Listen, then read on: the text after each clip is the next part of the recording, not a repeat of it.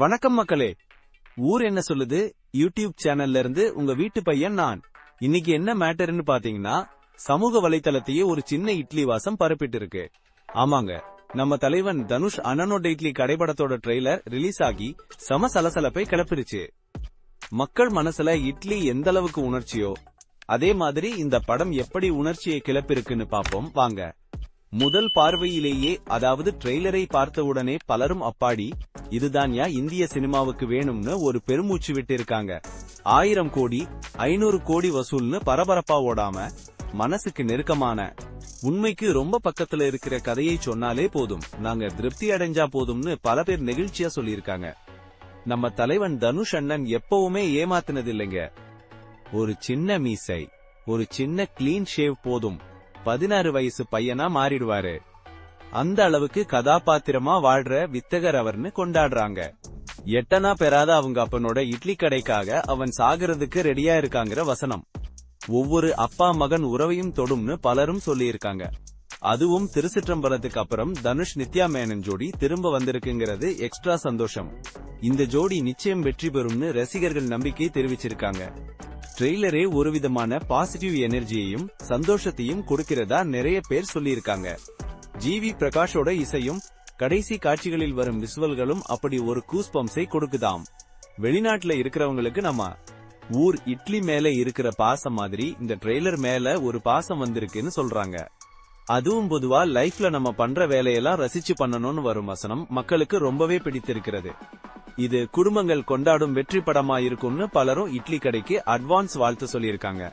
தனுஷ் அண்ணன் இயக்கி நடிச்சு பாடல் எழுதி பாடி தயாரிச்சு அடேங்கப்பா எல்லாத்தையும் தனியாளா செய்யற இந்த குளோபல் ஸ்டார் தனுஷ எங்க விட்டாலும் கலக்குவாருன்னு பாராட்டுறாங்க.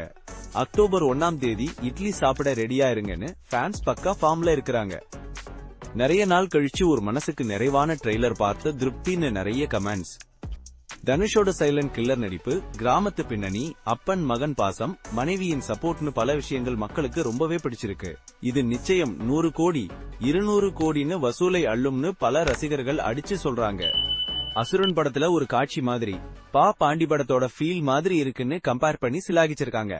அஜித்தோட ரசிகர்கள், சூர்யா ரசிகர்கள், விஜய் ரசிகர்கள்னு எல்லோருமே பாராட்டு மழை பொழிஞ்சது இந்த இட்லி கடை ட்ரெய்லரோட தனிச்சிறப்பு. என்ன அறியாமலேயே கண்ணீர் வந்துருச்சுன்னு சில பேர் நெகிழ்ச்சி பெருக்கில சொல்லியிருக்காங்க.